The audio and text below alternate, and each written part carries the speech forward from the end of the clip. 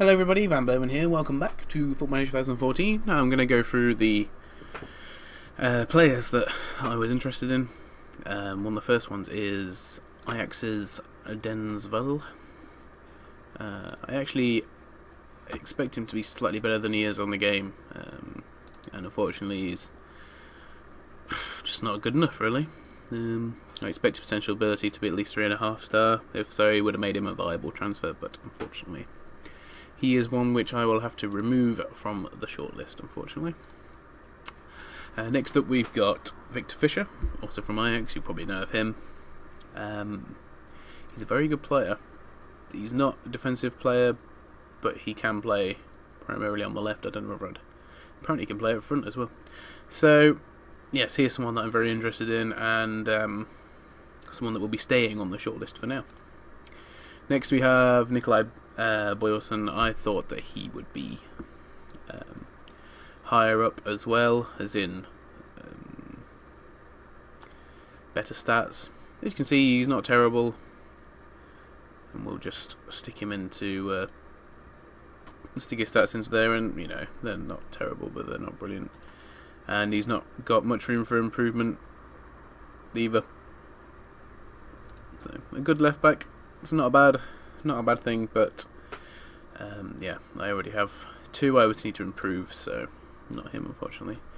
De Vrij, he's been linked with Manchester United quite a little bit before, and as you can see, he's already 2-star current ability, and with a maximum of 2.5. So yeah, basically he's decent. He'd have to be a backup centre back, and quite frankly, I need someone that's going to challenge. Has the potential to challenge. So you know, I'd want potential about 2.5, 3.5 really. So unfortunately, despite the fact I like the guy, no go. Yeah, that was just out of curiosity. Obviously, Luke Shaw, very talented player, been linked with Arsenal and Chelsea, and he's one that will be staying on the transfer list anyway. I already on the short list. I already know that. Same with Zuma. I already know. I just don't know about the prices. So next we have Will Hughes, which some people will know about, not everyone. He plays for Derby County, and he is a central midfielder. Not a position that I need. I just wanted to see what his potential would be. 3.5 star is very good.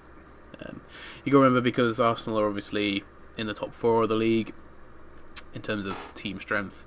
As soon as you start hitting potential ability of over 3, you're looking at a really top quality player. If you're looking at 4.5, then you're looking at world class. So yeah, he would be very expensive to buy as well. So I don't think I could loan him. It doesn't say about loaning him, but I wouldn't anyway. So I will keep him on the scout list, and maybe someone I'll come back to later. Pato, one of the players that I've said that Wenger should buy as a backup for Giroud, or even to play with Giroud. And I'll stick with that. He could be quite expensive. If I could get him for the 17 million, that would be really good. As you can see, he's already at the same level as Giroud, but he has the potential to be even better, because he is still fairly young. He's got another couple of years before he's at his prime. Yeah, 23. So he's, in terms of Football Manager, he's got 2 years to improve, which is more than doable. The only problem that you would have with him is the fact that can be quite injury prone. Does that say it on here that he can be quite injury prone?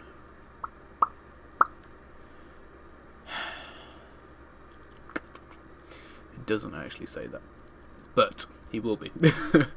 But he will be staying on the list as well. Next we have Di Silguilio. Yeah, I can't pronounce his name. A player which I'm sure a lot of you know once again about. He can play left and right back, so he's very versatile. Obviously, unfortunately, you can only play him in one position, and he's one that will be staying on. He will be probably someone I go after if I don't get Luke Shaw. We then have Aurier, who is an Arsenal fan himself, and one that Wenger's been rumoured and interested in buying anyway. Unfortunately, as you can see, his potential ability isn't high enough to warrant me going in for him, which is a shame, because he is one I would definitely have gone for. Varane, very expensive player. They're going to want 33 and 44 million for him. I will put in a bid. I'll see if I can manipulate it and maybe get him for 20, which would be at least half of my transfer budget. So, yeah. I don't think I will get him, but he will stay on anyway. Inns, once again, I wanted to see how good he would be. He's fairly cheap, considering. I mean, he is obviously a championship player, and you have to make the step up to the Premier League, and he's definitely one that's very highly touted at the minute, and he could be a good player in real life, but I'm not sure if he's good enough. I'll keep him on there for now. Ben Arthur, too expensive for the quality of player, unfortunately. Nasri also too expensive. I wanted to see what his abilities were. There's obviously Clichy there, but there's far more attainable targets below, and of course I can get Vela for 3.4 million, and he is one I would really consider buying, so he is definitely on there, and he's cheap. So anyway, we've got the Christian Benteke deal back. As you can see, they want 13.25 million. They want a lot of money if he scores 30 Premier League goals. Maybe that should be 50 and 5. Yeah, I could do that. I mean, in the day, I'd have to sell him for over 14 million, which, yeah. I mean, the deal is worth a lot of money to Villa, but yeah. Anyway, I'll go for that if he gets accepted. I offered 5 million for Richards, which was rejected. Once again, it's one I would buy, but I'm not going to pay 7.5 million for him. So yeah, that's all the players that I decided on. Chances are I'm probably going to get Benteke, so the Pato deal might be off. I don't know yet. I do like Pato. And of course, Benteke is the obvious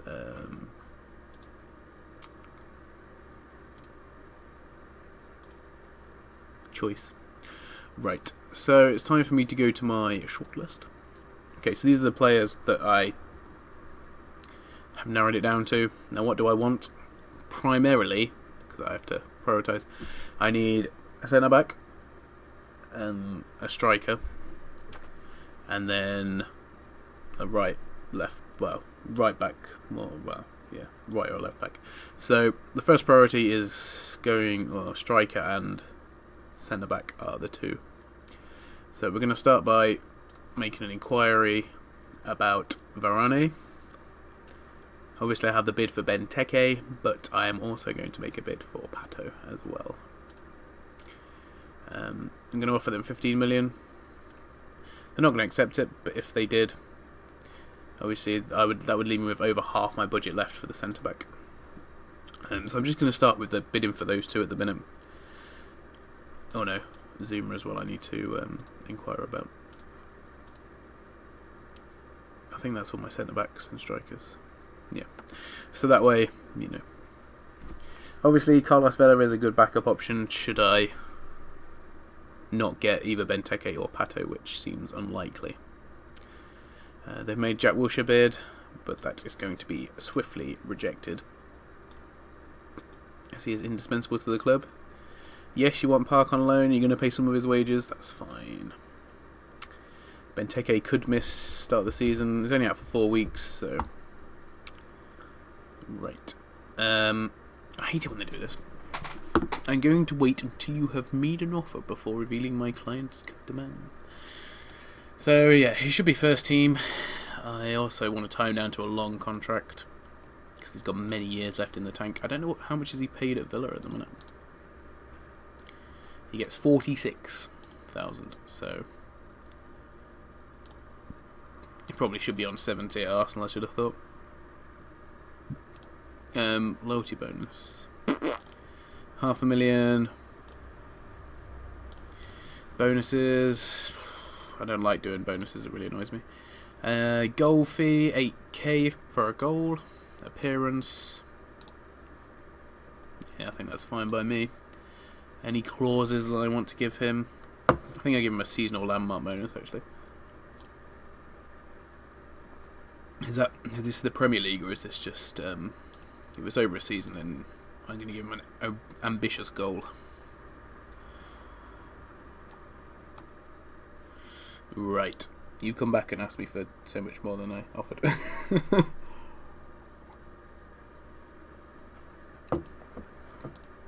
2017, that's fine.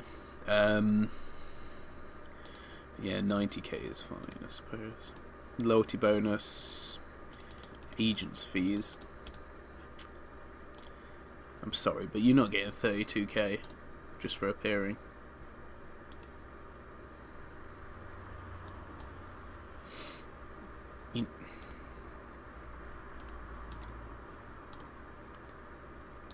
I'm gonna lock that.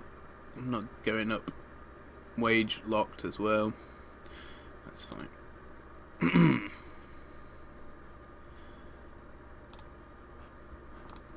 Finally, if he doesn't get brought on as a sub now, I don't have to pay him. Thank goodness. You rejected it? Well, in that case, I'm making you an offer, so you're gonna have to answer it. They're not going to accept 12.75 million, but they might come back with something more substantial.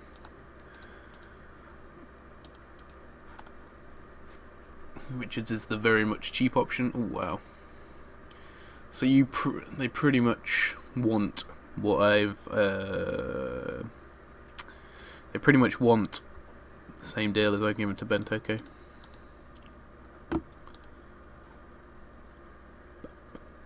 Let's compare the two, shall we? No. Comparison with... Okay, so this shows me the difference between the two, because I will have to decide at some point, because both of them are very feasible players to buy. So, start off with, we have internationally, Pato's played more games, scored more goals, but Benteke has a better ratio. Yes, he does. Not under 21, but he does in the first team. Benteke is slightly younger by 9 months, so a season younger. Both right-footed. Benteke is a lot taller, a lot weightier. Of course, totally different types of players. Both strikers, obviously, both paid roughly the same, I suppose. Although Benteke does have a slightly longer contract. In terms of the visual aspect, you can see that Benteke is probably, I don't know. I was going to say Benteke looks a lot better, but if you look at the differences in some of them, I mean, yes, Benteke is a lot higher on aerial, which you'd expect, and physical, which you'd expect. But then you've got speed, where I don't know, does that make sense? But technically, Pato's a lot better. Creativity is a lot better as well. But Benteke's better at attacking and better at, not that defending really makes much difference, but better at defending as well. So, interesting. Looking at this bar, Benteke is better, taking all the stats into consideration. Let's do a highlight of the role. Let's go complete forward. Wow, so just highlight everything pretty much. If we do complete forward, then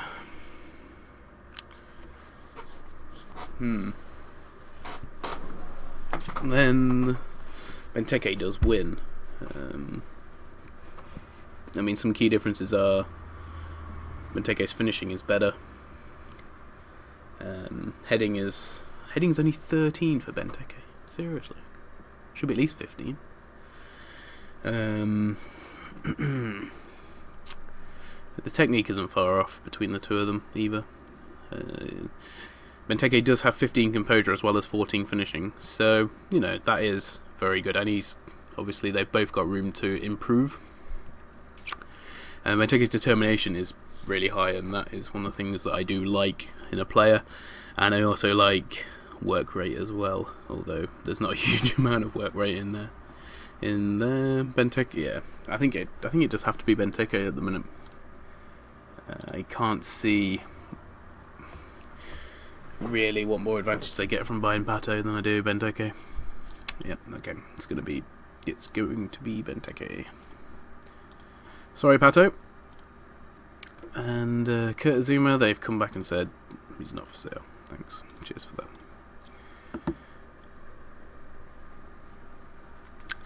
So, thank you very much for watching this episode, and we'll have to see what happens next time with Benteke and everything. And so, goodbye, guys.